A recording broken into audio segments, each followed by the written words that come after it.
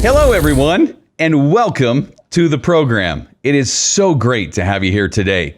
Hey, I just want to remind you, coming up next week on the broadcast, join Brian, Tracy, and me live here next Thursday, July 16th at 10 a.m. Pacific Time, 1 p.m. Eastern Time. If you know personal and professional development, you know my friend Brian Tracy. I was blessed to work with Brian and facilitate his programs for several years early in my speaking and coaching career 30 years ago. I cannot believe that it's been 30 years. So you will not want to miss Brian Tracy live next Thursday, July 16th, here on Cause TV. In our continuing series on leadership, I'm very excited about our guest today. He is the founder and CEO of Team Performance Institute in Cincinnati, Ohio. Team Performance Institute is a premier leadership development firm across multiple industries for companies ranging from Fortune 100 global leaders to innovative startups. My guest graduated from the United States Naval Academy, where he earned a bachelor's degree in economics with a minor in German. And no sprechen Sie Deutsch. Upon graduation, he was one of only 16 midshipmen selected for Navy SEAL training. After finishing number one in his class of 140 SEAL candidates, he was named Honor Man for overall performance and demonstrated leadership. From there, he operated as a platoon commander for SEAL Team 3, leading multiple exercises and covert operations in the Middle East and Africa. After his naval service, he transitioned into the finance industry, where he ultimately served as senior vice president for one of the nation's leading banks. In 2016, the time was finally right for him to follow his passion for building his own leadership development organization. Team Performance Institute was born. He's a trained executive performance coach and a featured national speaker on topics such as team development, leadership, innovation, inclusion, overcoming adversity, and the power of service. Now, he says, despite all his endeavors, he is most importantly a loving husband, committed father to 3 children, devoted son, brother to 5 siblings, and fun uncle. And I understand all about that. Fun uncle to 24 nieces and nephews. He enjoys beekeeping, woodworking, and traveling with his family. Welcome to the program, Jon Sanchez. Cause it's so cool. So great to be here, and thanks so much for having me. I'm honored to be a part of this, and I certainly don't want to miss Brian next week. I'm a huge fan, so been in that camp for so long. I think one of the first leadership development things I ever read or saw or heard was Brian Tracy. So I'm honored to be a part of your show, Cause. Thanks for having me. Oh, it is just great to have you here, and I am just thrilled to have Jon Sanchez with us today. I can't think of a better person to talk specifically about leadership in uncertain times. So whether you're a solopreneur running your own shop or you're part of a Fortune 50 company, Jon's got some great insight for us today. Jon, let's just start by getting to know you a little bit better. Tell us a little bit more about your amazing family. Well, we could do that for the whole hour, Cause. I think. Man, I tell you, I'm very, very blessed to have been married to my best friend for now coming up on 21 years. My wife, Anya, we met when she was a medical student and I was still in the SEAL teams. And it's been a really incredible journey that we've been on for almost 21 years. And I'll be 21 in August. Along that journey, we've had 3 kids. We have Jonathan Jr., who is now 16. I can't believe that. I say junior, but he's not junior anymore. He's much stronger built. I think he's a better version of me, as you'd hope to in any parenting. My son Jet Davis, JD. He's an absolute amazing guy. 14 years old, creative mind, creative soul. Teaches me a lot every day. Superman. And then my daughter Anive. Anive is a Native American name, which means leader, and she is a leader in the family. She's 12. She has just been such a joy since she was born, and it's just been fun to be of all the stuff that I got to do in my whole life. I think the title that I carry, most importantly, most proud of, I'll go to the grave happy with is DAD, just being a dad, and it's been such a blessing. So yeah, thanks for asking that question. It's great to open up that way. Well, behind every good man is a great family, and no one ever does it alone. As much as we'd like to think we do when we get older, nobody does it alone. And like we've talked about so many times on this program, when it's all said and done, all we'll ever have are the people we lived and loved and laughed with anyway. So all of our medals and badges and ribbons, they get tucked away in a drawer, and we don't take them with us. There are no U-Hauls behind any hearse. You couldn't be more right about that. And I love that term, like self-made man. And I got to chuckle every time I hear it. One of my good friends saying, we share that same thing, like self-made man.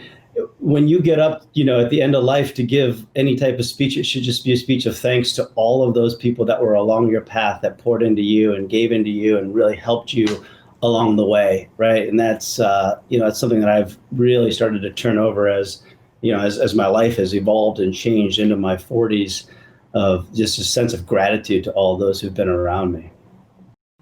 Well, and I'll bet in your career as well, in the military, finance, what you're doing now, running your own performance institute, you certainly don't do it by yourself.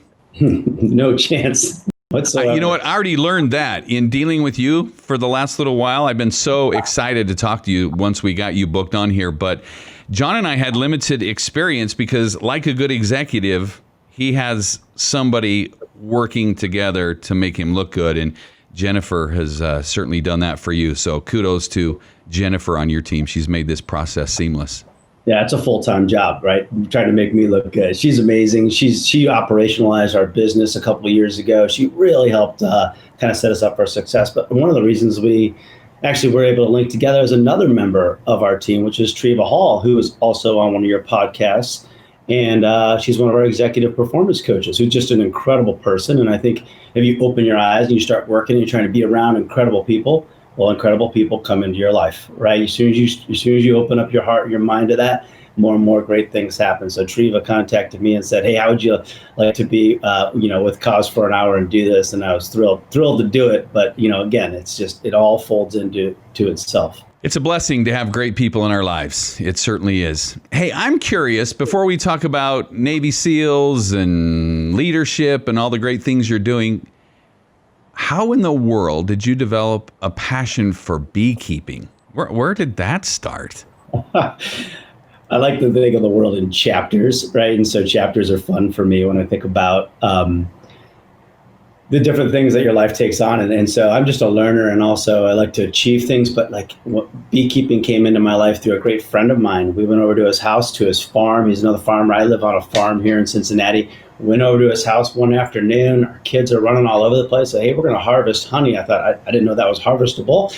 And then all of a sudden we're in his beehives and we're pulling out these really beautiful combs of honey, and we start harvesting, and we start cutting off the wax and spinning them. And we left there with enough honey for the year. I mean, we had gallons and gallons of honey. I thought, this is great. This is fun. I think I'll do this, and learned so much around beekeeping. Careful when you talk to a beekeeper. They'll talk to you all day long about the hobby. It's beautiful. I learned a lot about leadership from it.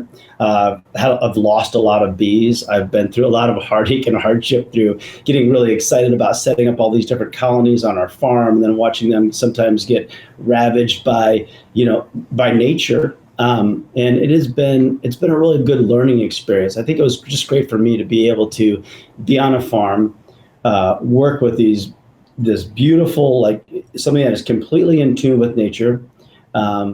Each bee colony had its own leadership style. It had its own leadership. It was wild to see from one hive to another. And cause they're about sometimes a foot apart from each other.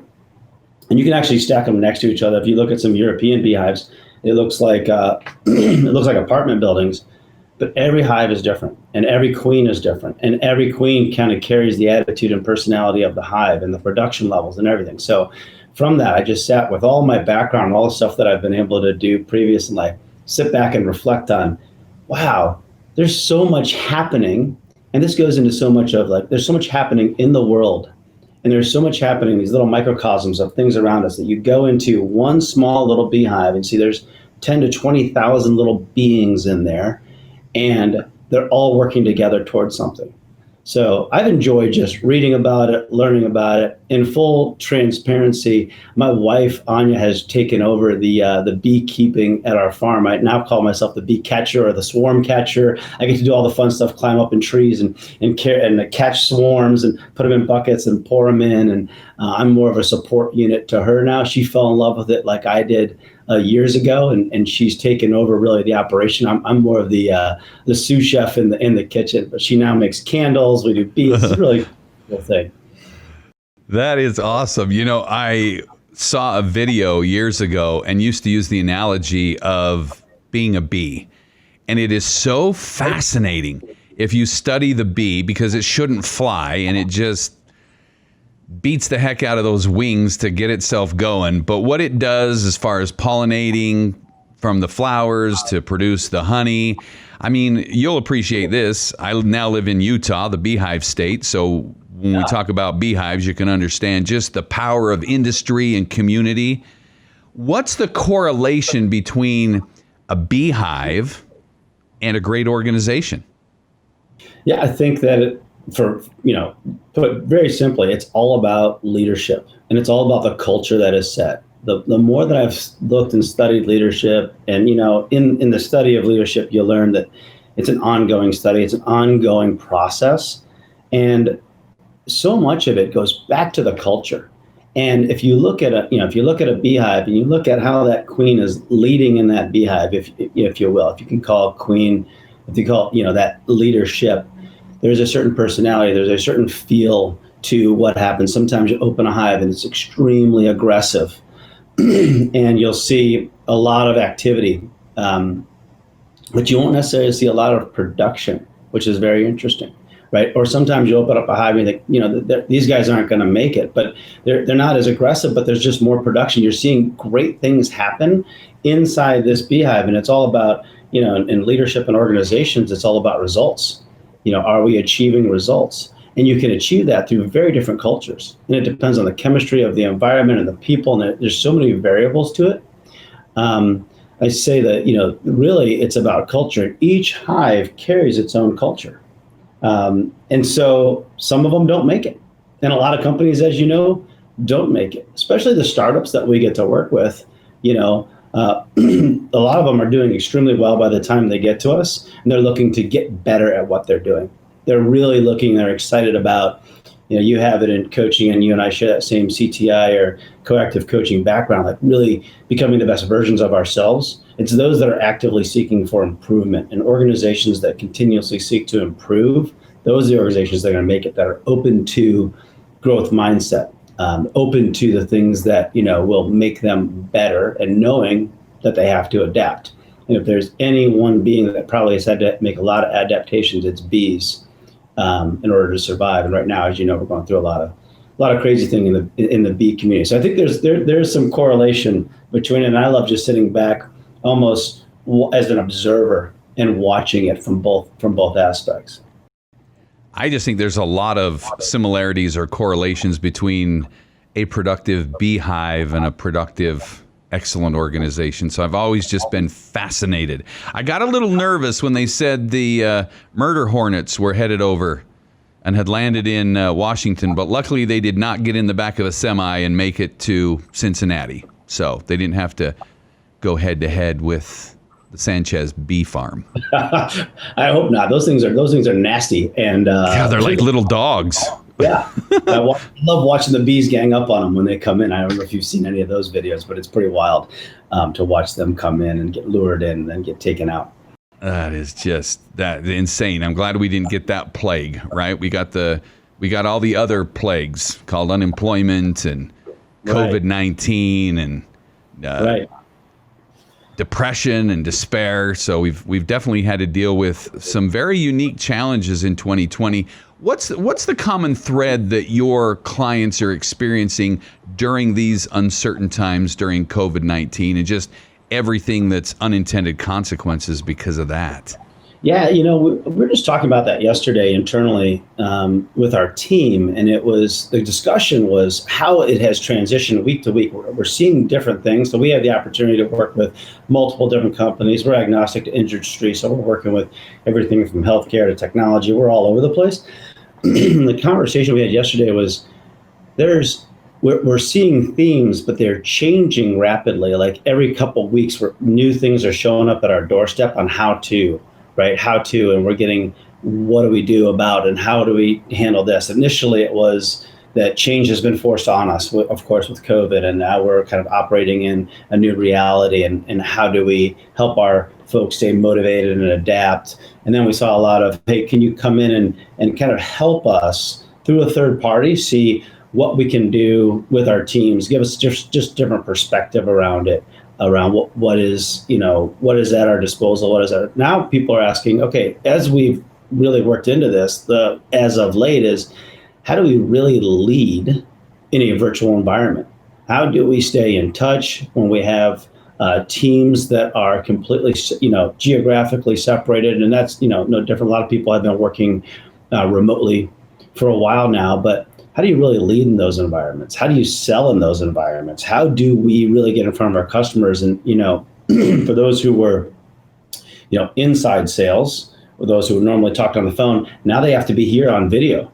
And that's uncomfortable. And a lot of it that you just take for granted or just as basics, there's a whole learning curve that has to be put there. And those who have this physicality of being on the road all the time and being on the road and shaking hands and going to dinners and meeting with customers and clients and building relationships, this was something that we were really teaching pre-COVID, was a life and business and everything is about relationships.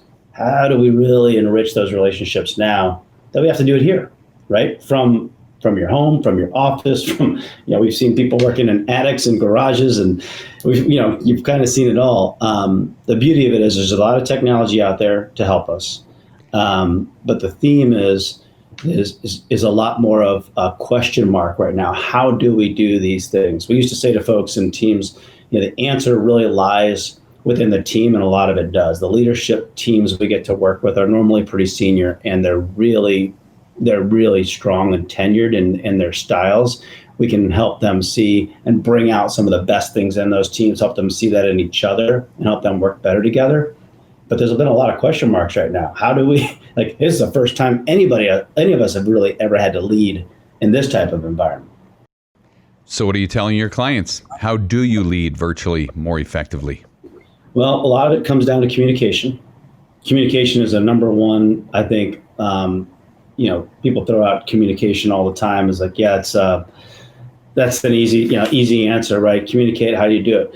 We're really working on how do we lead well in this environment, and how do you, some of the things that we're telling them is level up your communication, right? Where email you might have been able to do it in an email format pre-COVID. It's now going to require a phone call.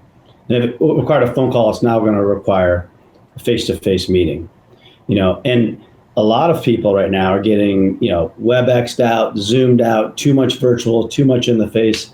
Let's set some rules and some boundaries around that. So really checking in with your team. So communication is huge. Feedback loops. We're teaching feedback loops right now. Feedback loop is so important. We want to really initiate and encourage feedback from the team like you never have before. Okay, really asking and really checking in with how people are doing. When you talk about, communication and feedback loops, you're really trying to see, do you really have a shared understanding of where we're going and what's going on? Okay, so that shared understanding is we talk about sharing information all day long, because you and I can get on email and shoot emails back and forth, or you can have me read a book, or I can have you listen to a podcast. That's sharing information. But shared understanding is something wholly different. And that is really understanding where we're going, what our vision is, keeping that clear, true north as an organization on how we get into that, right? And really keeping that as the forefront. Understanding that when you're saying it, and when you're, going over and over again as a leader, and everybody's shaking their heads that they might not be getting it, and that's where it goes back to that feedback loop, right? It's just ultimately very important.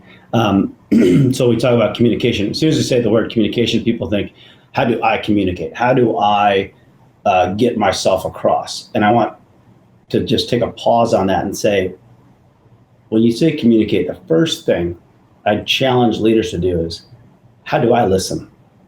How do I listen? When I say communicate, like, okay, how am I going to get me across? How am I going to get my message across? Well, in these times, in these days, during times like this, as soon as you hear the word communicate, I want you to think about listen. How am I listening? Because God gave us 2 ears and 1 mouth in perfect proportion, right? And it's probably twice as powerful to listen. We've been talking about in one of our training courses that we have, the difference between classical and jazz music.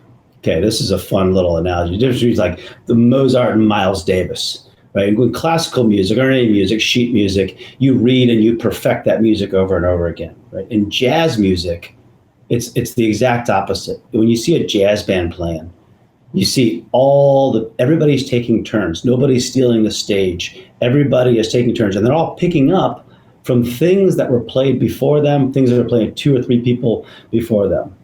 And that's what a good conversation should sound like. It should be people sharing that information so you come to a shared understanding in the middle. Miles Davis said, "Don't fear mistakes. There are none." And famous jazz trumpeter Dizzy Gillespie is one of my favorite quotes on communication. It says, "It has taken all my life to learn what not to play." And how cool is that if you think about that in terms of communication? So sitting back and just listening or letting the band play, listening to your colleagues, listening to your workers, listening to your family around the table, right? In that open form of communication, and thinking about what you want to say, but really listening to what is being said so you can be additive to that conversation. That can translate, of course, to at home, spouse, kids, work, everything on the grand national stage. It can, everything from, politics to world organizations. So yeah, communication is a big one right now and very hard. And I think the other big one is really preparing and keeping a vision, consistently pushing that vision towards the organization so that everybody understands where true north is. I want to say thank you for your service and everything you did in the Navy and as a Navy SEAL. You have a very impressive history and experiences with the Navy and as a Navy SEAL. As it relates to leadership and communication, give us a couple of the major lessons that you learned as a Navy SEAL. 2-part question, so I'll let you go with this so your intuition can kick in and you just run with it. What did you learn about yourself as a Navy SEAL? Well, first, thanks for that, Kaz, and to all the veterans that are out there.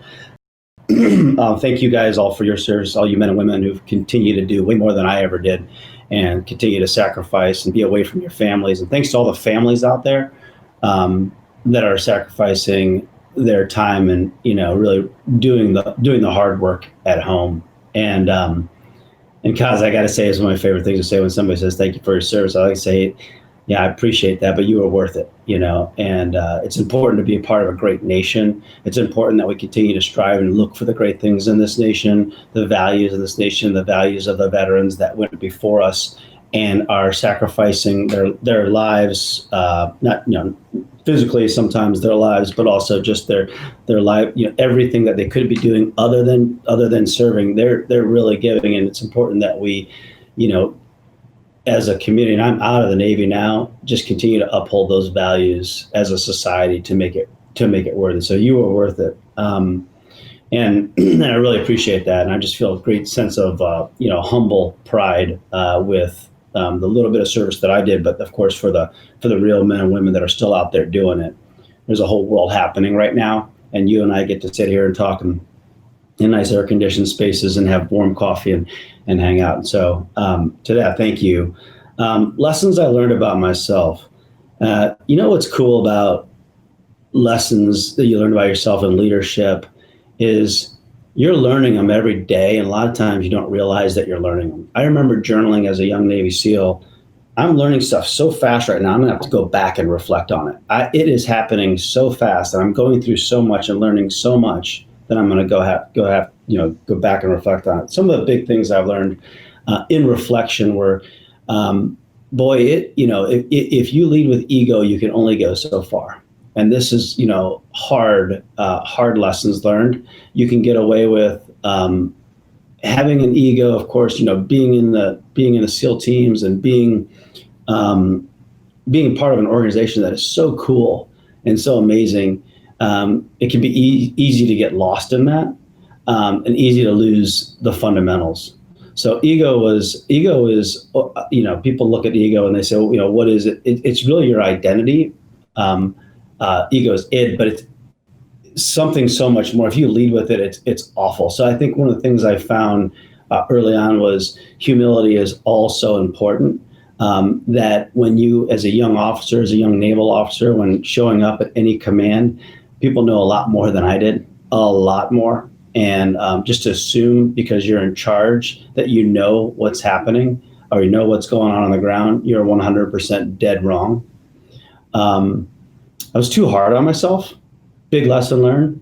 Really expected myself to be really better than I was and held myself to a high standard. That's a good part of somebody, right? You're holding yourself to a high standard. You want to get better. There's an edge to that. It serves you well to go for achievement, but also it can really hurt you if you're really beating yourself up constantly. I wasn't as comfortable with failure, and if I had any failure in my day to day, boy, I really took it out hard on myself. And then when I got into SEAL training, this was really fun.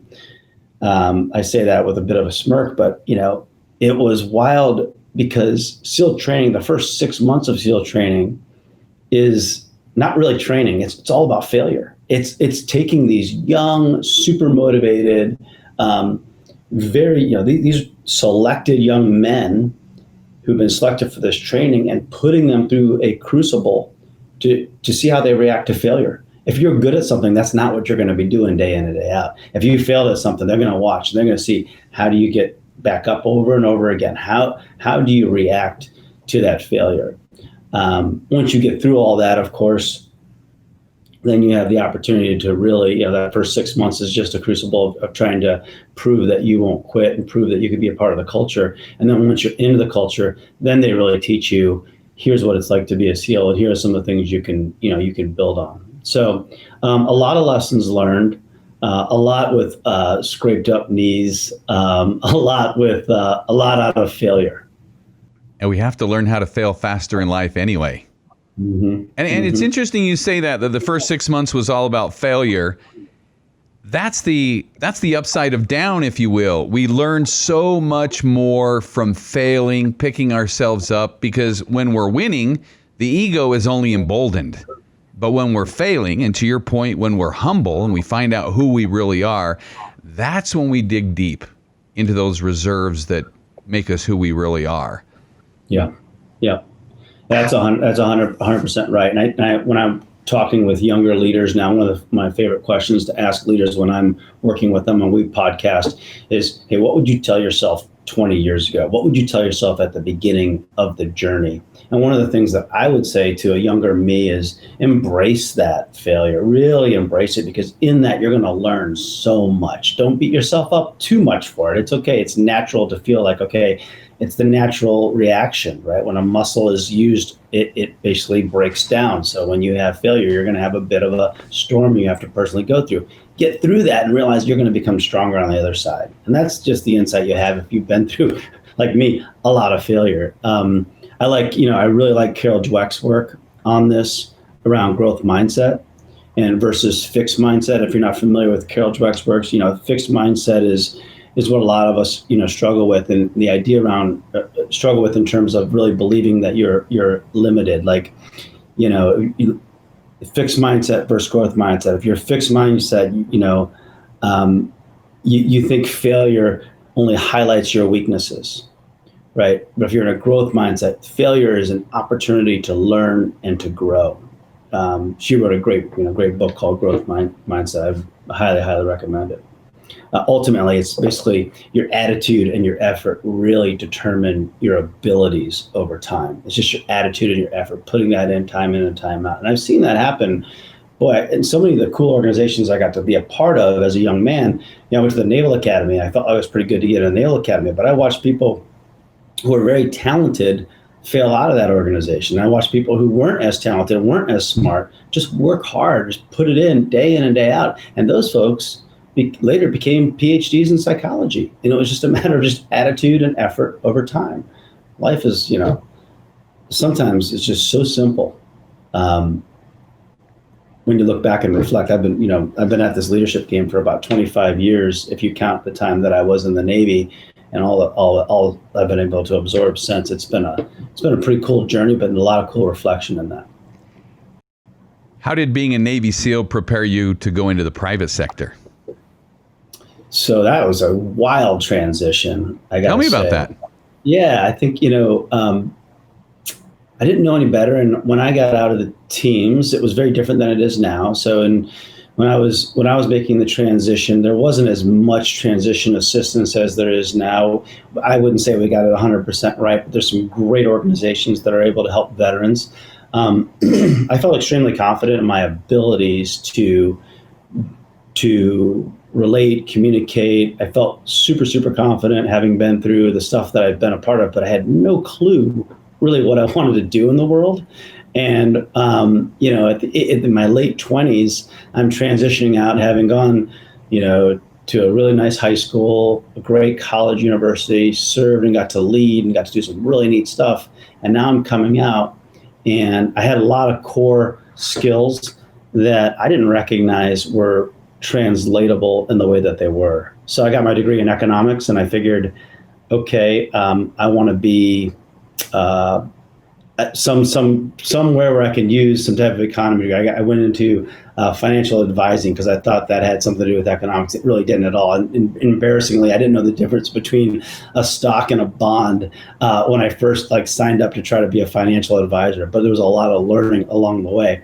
I got into it and realized it was a very hardcore sales job, and I found myself in the first 6 months of that job failing miserably. I was, given a phone and a phone book and no computer at the time, because you didn't earn that until you started to get clients, and basically just told to cold call. So I went from being the coolest guy in the world, my opinion, I got to be this cool Navy SEAL, platoon commander, to being the guy who interrupts dinner every night, who's cold calling you to hopefully try to, solicit business. It was awful. I mean, it was awful. And, 6 months into it, I think I had my parents' account. That's all I had. But what I found was I had to dig deep. I had to use those core tenets that I was taught, go back to the well, go back. I was at the bottom because it was awful, but I had to figure out, if you want to be successful at this. And my coach at the time,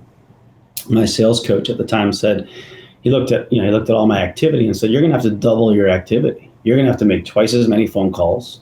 You're going to have to be in here, working harder, more efficient. And I thought, by the way, I was like, oh, I'm super efficient. I got this. And I just had a huge piece of humble pie. And I remember talking to my young wife at the time. We only been married a couple of years, and saying, geez, I don't know.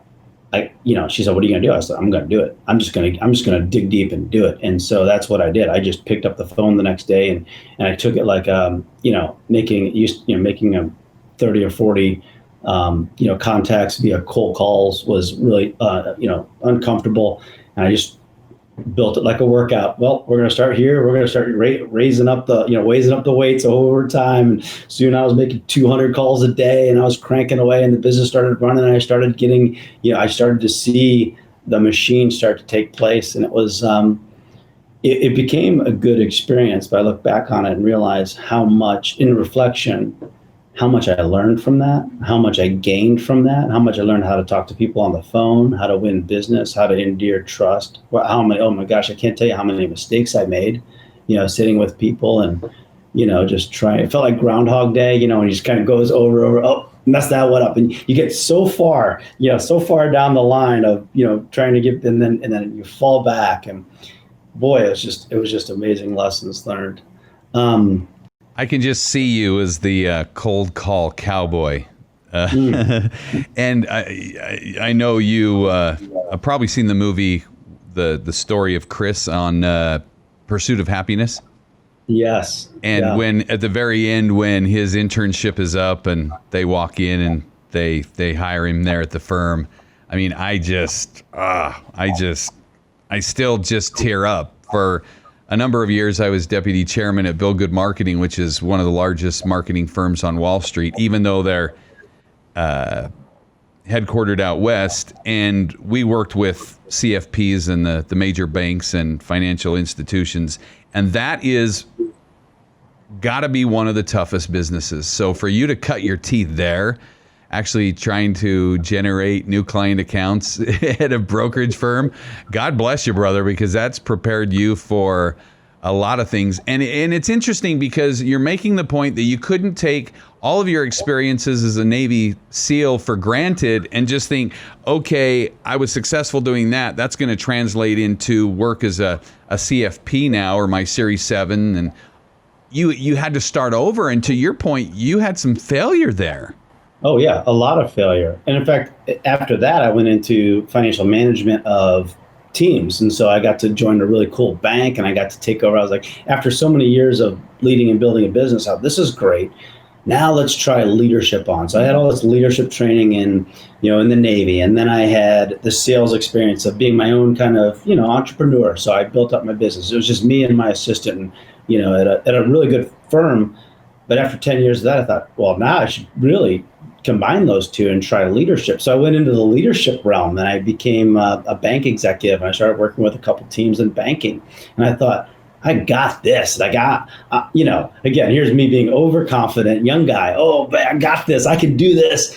And within, again, the first 6 months to a year, I'm like, geez, my results were coming back in terms of my feedback from my team, and I just didn't get it. I wasn't not doing well at it, and I thought, what's going on here? Like I thought I would just be able to come in and lead and crush this, but I realized back to getting that feedback and understanding that every organization, every culture is different, and you have to really embed and get close to it, understand the inner workings of it. And I got to work in 2 different cities for the same firm and realized that's 2 different cultures, and you have to lead in very different ways. And boy, the learning curve just shot up, and I really got to feel and understand coming in. And I think this is good for everybody. Like, if you think you really know, how hard a job is, or if you think you really know somebody else's perspective or somebody else's world, you got to go sit in it. You really got to. If you think you're a professional, you think you're an expert at something, well, geez, really? Go Google what you're an expert at and go see all the things that are written in your level of expertise. Go on the other side of it. Go on to somebody who would totally argue against it. See if you can sit in that seat. So much to be learned, right? If you really, I just encourage everybody. It's such a learning opportunity to get on the other side of your argument, really understand who you are. And that was just humbling to me as I walked into a vice president and then a senior vice president role, that, boy, I thought I knew, or I thought I knew what it was like to sit around a board table, and I thought I knew stress. Well, that's a different type of stress.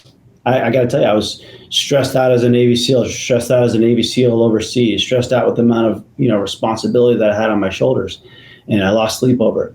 Guess what? I was stressed out as a senior vice president at a bank, and my sales goal and all those things, and I got a real deep appreciation. I think that appreciation, if you think about what you were just saying, causes you bring all those things and you gather them into your life, and you use all those now. So this is the new era. Is you take all that you've learned, and now you give it back. And that's what we're doing now. That's what my life is now. That's what my purpose is now. Say, well, geez, I've been around those tables. I have been stressed to the max. I have lost sleep. I have had colleagues that I didn't know how to get along with. I've had, sleepless nights overseas, and I've had sleepless nights here. I've had leadership lessons learned in the military, and I've had big leadership lessons learned in corporate America. How do we incorporate all those lessons and now give it back? How do we give those lessons back to the world, and how do we show up for people in ways that are authentic to our being and to our purpose here? So in the introduction, I mentioned that you talk about things like team development, leadership, innovation, inclusion, overcoming adversity. Let's talk about what you just mentioned, and that is the power of service. What's your philosophy around that power of service, and where does that power come from? Yeah, I think it comes internally. So that's strong for me personally, because if I looked back and really reflected on my life, and this is something that you and I share through coactive coaching, is that self-reflection and the life journey, life path that I've been on. And as I looked back at the years that I got to be here, and the years that I got to be on this planet and be, in this body this is just space that I'm renting. This is, this soul. I look back at what has driven me, what drove me to the Naval Academy when I was a 16, 17-year-old kid, to make that decision. What drove me to say, I think I want to be a Navy SEAL. I think I want to go do that. Like, that's kind of crazy. What drove me into financial services? What drove me into banking? And then now what drives me into coming into the Team Performance Institute every day and doing the things that I get to do every day. And it is that power, that calling to serve others.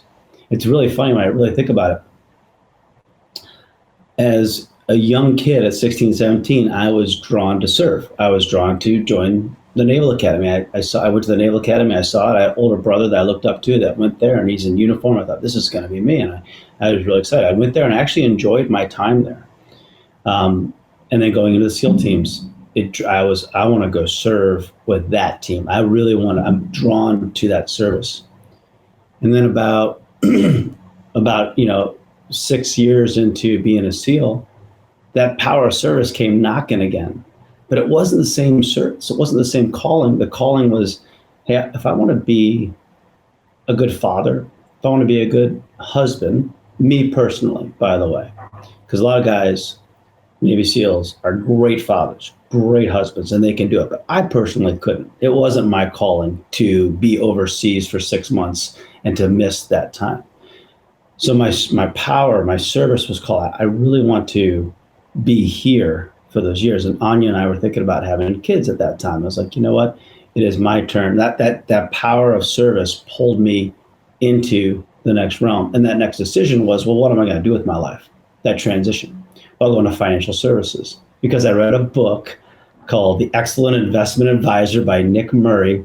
And Nick Murray was actually insurance sales. I look back and kind of cringe because I don't like selling it. I thought selling insurance was kind of, at that time, just wasn't the place for me. But the book was really impactful because he basically said you can really change lives, and you can really protect others. You can help others. You can really help them from finishing their retirement all the way to the grave. You can really give people comfort and joy and peace of mind. And I thought, that's me. All day long, I can hammer the phones out. And that's what kept me going back in, day out. Same decision on that power of service was to go into banking. After I kind of accomplished the entrepreneurship of learning how to cold call and build business, it wasn't fulfilling my need for service anymore. So I got to join a really wonderful bank, a regional bank here. We do more in the community, and I got to join boards, and I got to be a part of organizations like the Anthony Muiz Foundation, where we help at-risk kids, the Joseph House, where we help homeless veterans or veterans struggling with addiction, or Magnified Giving, which teaches kids how to be more philanthropic. You just get to be more and more involved, and that service just keeps calling. So I guess what I'm saying is, man, you just answer that calling. You see that inside yourself. What are you called to serve? And if you look back on the good times and the bad times, like the real bad times, you'll see that core, who you are, was what was pushing you through. It was that sense of purpose to who you are. So that's how we started the Team Performance Institute. I started this about 4 years ago. I tell you, it has been a dream come true. I feel like I haven't worked in 4 years, but if you looked at my schedule, you could probably be pretty exhausted because I just go at it. I just love it. I just get to work with some of the most incredible leaders out there, most incredible people, and I get to work.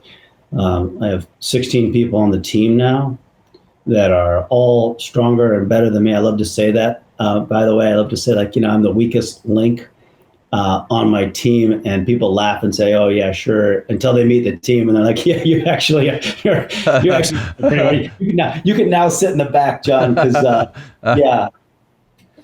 So one of them, Treva really well, so I don't have to speak to that. Yeah, you've definitely attracted some quality folks. So, what have you learned in the 4 years of running your own company? So, as you coach and work with other companies, whether they're startups or been in business a long time, what are you gleaning from your experience as a business owner that's helping them? Yeah, yeah, really great cause. So, first things first, I learned to set purpose first for myself and then for others. So our goal, number one, and you'll hear me say it every day. Jen's probably sick of hearing me saying this, and she's over there like probably nodding her computer. She's going to say the word impact. We just want to have a direct positive impact on those we are called to serve. And that is absolutely amazing to see that and to see it go through, whether that is a homeless veteran or a CEO. And some days it's both, and it's just amazing to watch that. So setting our sights on initially on having impact with others, that has been so transformational for the business that we've got to lead and run. Another thing that I've learned is a lot of people talk about leadership development, whether they're in a Fortune 100 company. They'll say, yeah, we have leadership development. And of course they do. They have a lot of leadership development, like HR type of courses and whatnot. But what I found is, number one is there's really, like, if you pull that string, it's pretty weak. If you're looking inside somebody's, there's so much more that we can do, right? When we are able to take our team and put it in and to work with those teams.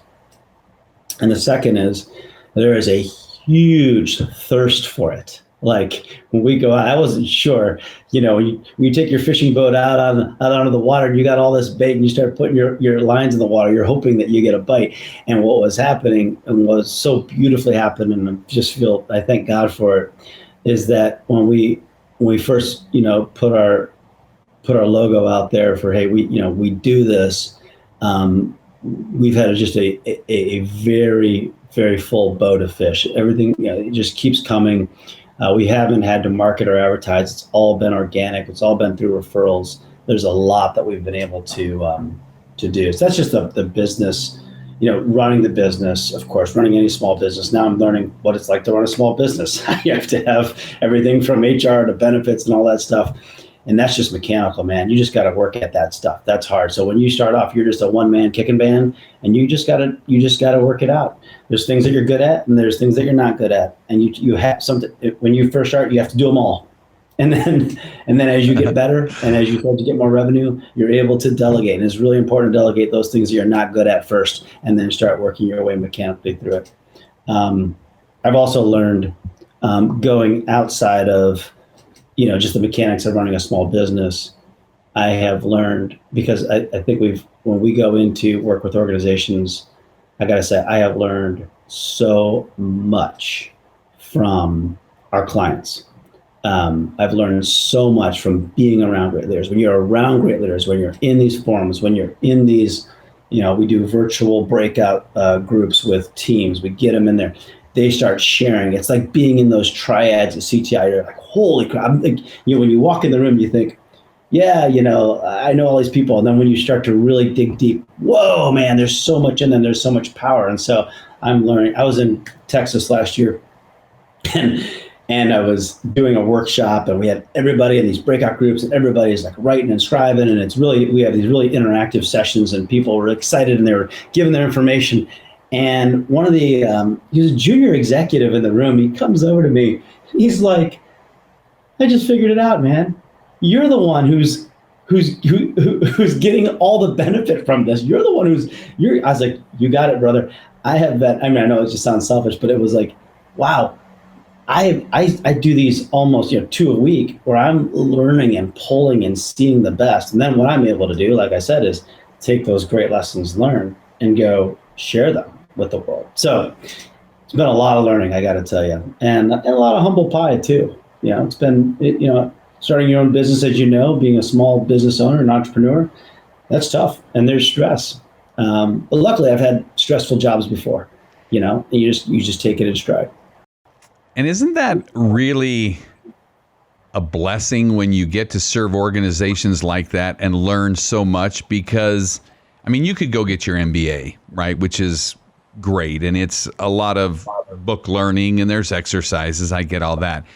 But when you actually are in the foxhole with small business owners, experiencing what they're going through and helping them and coaching them and allowing intuition to, guide you, to guide them, what you learn doing that could never, ever just be taught. And so I love this industry because every day as you help others, as you're serving others, either as a coach or a leadership consultant, you learn so much. And many people don't realize that you just learn so much being knee deep in the kimchi on the front lines with people, shoulder to shoulder, learning from them. It is just amazing. Yeah, it is. You just got to stay open to it, right? And you got that humility, just staying open to it, realize like, oh my gosh, I'm learning so much from this person.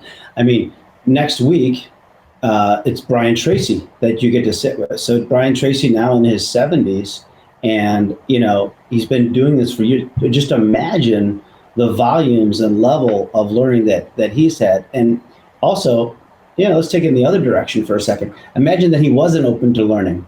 And for the last, 20, 30 years, he's just been trying to be the Brian Tracy he was when he was 43 years old and he started the business.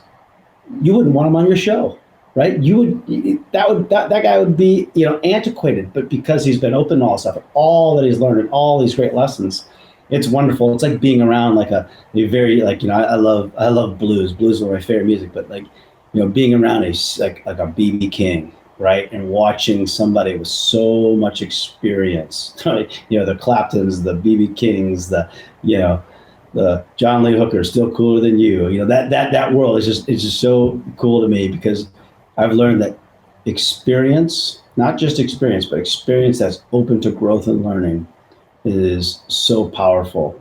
And I think end of days, one of my, do you remember in CTI when you build your captain and your crew? Yeah.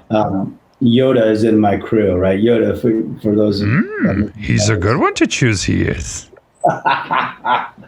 So I'm making a reference is, hey, you guys get to this. We have a Team Performance Institute. We have this thing called rules of engagement. And the idea behind rules of engagement is how to live a better and a more engaged life with everything. We use rules of engagement around it. You can pick any facet of your life. Rules of engagement around leadership, communication, mindset, all these things. And one of our great rules of engagement is choosing your team and really choosing the people that you want to be around. And if you get to make the metaphor like a movie, you get to pick your own cast in your movie. Some people are embedded. You're born into your families. You're born into all those things. That's how you get here. But you get to choose those who are around you, and you get to create your own adventure, your own romance, your own whatever it may be that is your life. Sure. But understand that we have the power to choose your team and the people around. When I was thinking about, I started with the idea of Yoda, and I'm going around the circle here, but there's people around you that are very smart, that are very, Yoda-esque in terms of just knowledgeable, but you're not really seeing it because you think he's this funny little green character. Go tap into those people. Put them on your team. There's a lot of knowledge and experience around that we're not tapping into. Do or do not. There is no try. You had to bring Yoda in it, didn't all you? day long I could listen to you do Yoda. What's that? I said all day long I could listen to you do Yoda. This is great. We should just do a whole hour. Yeah, there's so many similarities between Yoda. I think, Yoda was also Kermit the Frog, so. Kermit the Frog here. Just right there with Yoda. Interestingly enough, I think it was the same guy. But no, Yoda's a great captain to have as part of your team. What gets in the way of people being better leaders? We talked about earlier that the ego is the enemy to so much of what we're talking about. But what is holding people back? Because we said a couple of weeks ago, and you listened to the interview I had with Peter Montoya, and we talked about that there's just a leadership crisis in America today at every level of every organizations, from families to small business to big business to those guys that live in, this little city within a beltway that isn't reality. What's holding people back from being great leaders that they could become? Mm-hmm. So I think about it in terms of two things. One is their saboteurs, right? They're internal saboteurs. They're things that are getting to them, that they're allowing to have control over their lives. And every one of us is beautiful and every one of us is broken. And we have these internal saboteurs that nag at us, that tell us that we may not be good enough, or that idea is not strong enough, or we might not be able to accomplish that. So we're going to hold back. We're going to hold back ourselves on who we really are and what we're really meant to do. I went through that personally. Like I said, when I went through, when I took a management job as a leader in a nice bank and a great organization. And as I said, I failed the first 6 months. I hit failure. I looked at my results and I thought, what is going on? What am I not doing and how am I not doing? I was puzzled by it. And then I went and, just like before, hey, I got professional coaching. I got to understand my team a little bit better. I got to learn that they didn't know that, this is just so funny to me. I needed to be a little goofier. I needed to relax a little bit more. I needed to just be, they didn't think I was real. I'm extremely positive oriented. I get up every day and I feel, and I'm also a futurist. So every day I come into work and be like, this is going to be awesome. Let's rock and let's roll. Let's do this.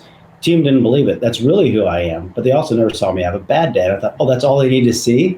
They just need me to be real, goofy, and have a bad day. That's really who I am. I'm probably, I think one of the goofiest people and a total goofball. And I love being that guy. So all I had to do is tap into those saboteurs, pull those out and be like, all right, this is who I really am. And things drastically changed. Same as in the financial services world. All of a sudden I was able to build a business. All of a sudden I was able to lead a team. And people said to me, geez, it's like you showed up for the first time, right? You showed up for the first time. So those internal saboteurs. The second thing is people's experiences have led them to bad leadership. I think there unfortunately is a lot of leaders, if we had to look at our lives and really dissect, there's been some tough examples of leaders that all of us have had to serve under. And if you grew up with a tough leader, if you grew up with somebody when you were a young leader and I think about leadership in terms of maturity, when you are just out of college and you're learning your first job and your first boss is awesome, you have a higher likelihood of being an awesome leader. If your first boss is awful, well, guess what? You're going to grow up in an abused childhood, right? You're going to grow up in an abused type. Amen. So those experiences, I think, hold people back, and they have to break through. They have to break through those and realize, like I said, just do an inventory, a personal inventory of these are the great things I learned, and these are the things that I don't want to be, And in every person, you can find that. These are the great things about this person, and I want to shine that light back on them. And these are the tough things that I don't want to be. It is so interesting to watch an organization that has a true leader where culture is actually appreciated and the uniqueness of each of the team members is celebrated and maximized for impact.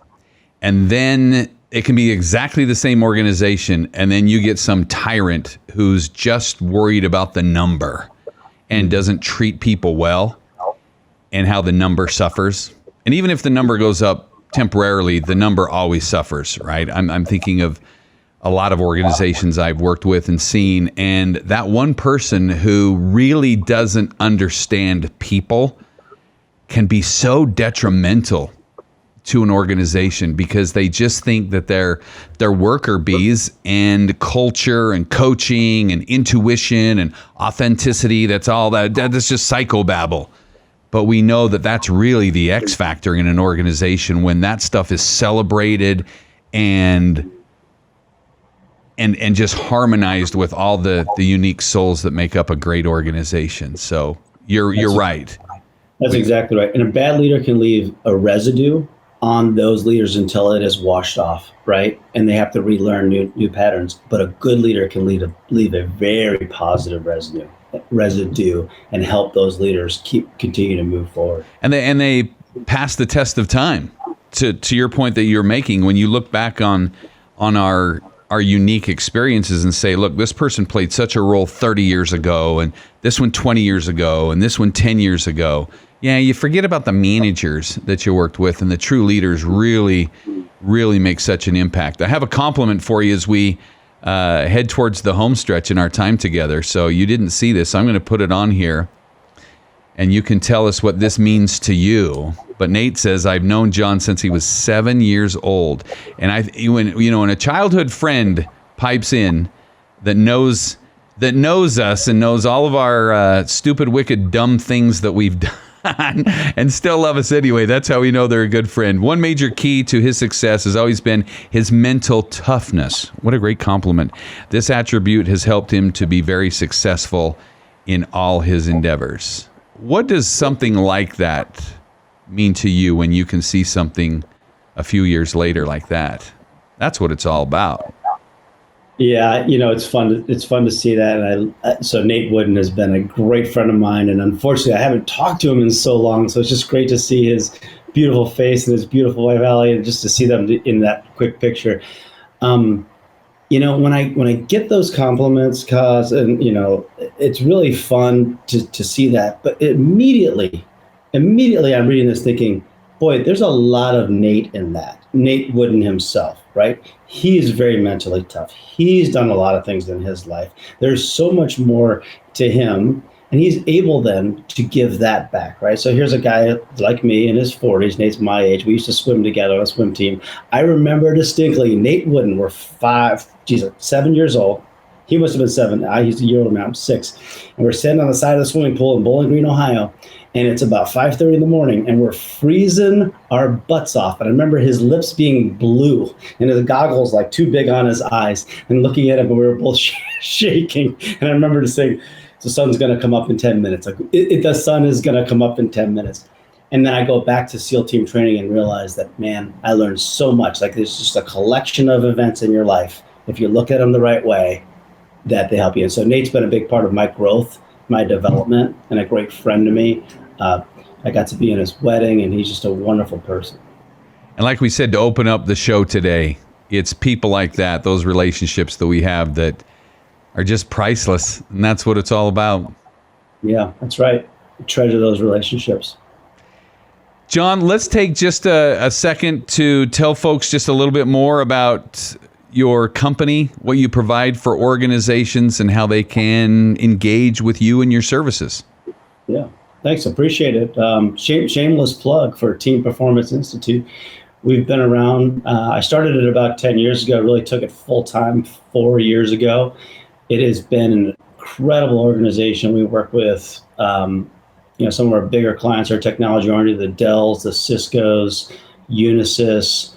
We do leadership development for those companies. One of our primary offerings is, and it's been very, very popular right now, is executive coaching. So we have a team of 12 very qualified ICF certified executive coaches that help.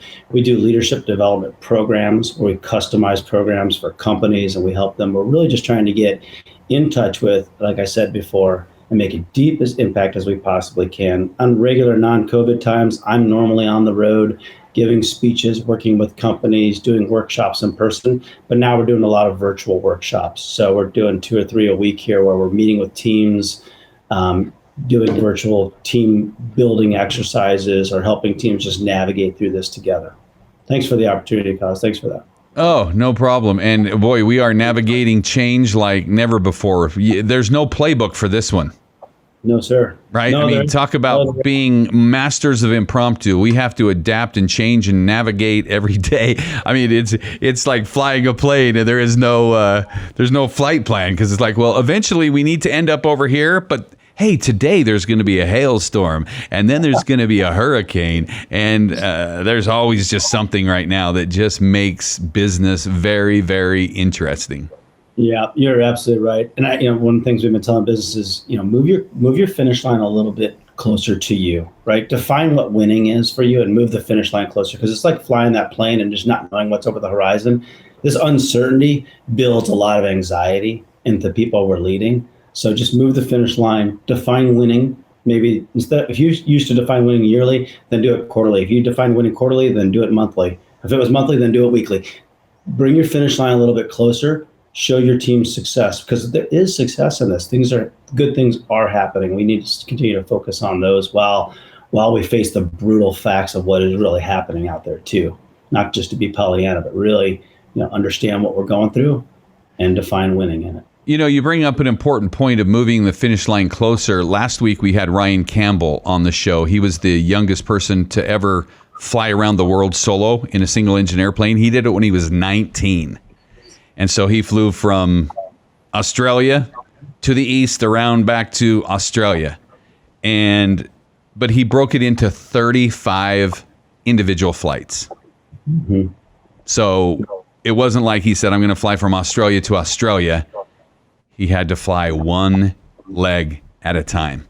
And as leaders, it's one day at a time. And to your point, though, I like what you're saying. You need to perhaps even break it into smaller bite-sized legs so that you can celebrate those wins a little more often.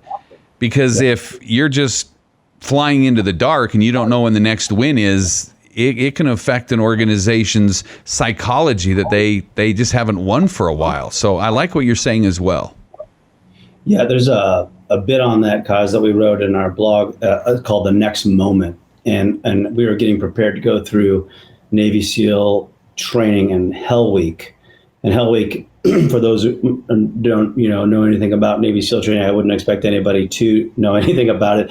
But it's one of the most notorious and toughest weeks that's out there. And in that year, a typical class will start on Sunday, finish on Friday, and they'll sleep about 3 to 4 hours over that entire week. And there was an instructor that helped me through it. There was an instructor that helped our whole class by just talking to us briefly for about 5 minutes before we went through Hell Week. And he said, here's the secret to getting through a really difficult time. Here's the secret to getting through a really difficult, this Hell Week, is just make it to the next meal. They're going to feed you 4 times a day.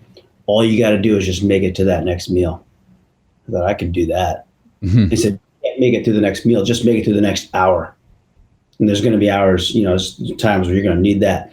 So you can't make it through the next hour, then you just make it through the next minute. And if you can't make it through the next minute, and there will be minutes of this week that you won't, then just make it through the next moment. And that hit home. That really hit home for me. Just make it. Sometimes that's what life is. And I've used that as a dad. I've used that as a cold calling little guy sitting there in a cheap suit trying to win business. I've used that as I've just failed so many times in my life. Sometimes just moment to moment. That's what we got to do. And I think that's where we are right now in a lot of ways as a country. Manage each moment. I like that. Jon Sanchez, an absolute honor, sir, to spend some time with you. Again, thank you for your service, and thank you for your mentoring and the valuable lessons you've shared today. I'm sure our viewers and our listeners will go back through this and realize how much great wisdom and nuggets that you shared. Yeah, I don't know if it's wisdom, Kaz. I have a hard time thinking that I'm good at this stuff. Maybe that's my internal saboteur talking, but shut down that saboteur, buddy. Yeah, but I tell you, it's been. You're a wise one, so you are. I really appreciate the opportunity just to be with you, discuss some of these concepts, and hopefully there's a few folks listening that they're going to take some of this with them and it'll help them. So thanks for that opportunity to go out and help others. Appreciate that. You're welcome. We are all in this together to make the road easier for those who follow. I, like you, have that servant's heart, or I hope I do. And so I know there's someone out there today who has watched this live or will listen to the podcast or the YouTube video, and it will make a difference. I am confident of that. Because of who you are. It's not what we do. It's not what we say. It's who we are that really makes an impact. And I know that has been translated through our discussion today. So thank you for being a good man. And that's hard to find these days. Thanks, Kaz. Honor to be with you, my friend. Look forward to doing more. Have a great day. And thank you very much for everyone joining us today. Stay tuned again next week, next Thursday, July 16th. 10 a.m. Pacific, 1 p.m. Eastern, when Brian Tracy will join us live here on the program as we continue to help you become the very best version of you. And remember, keep smiling, because someone out there needs to be guided by your light. Have a great day, everybody.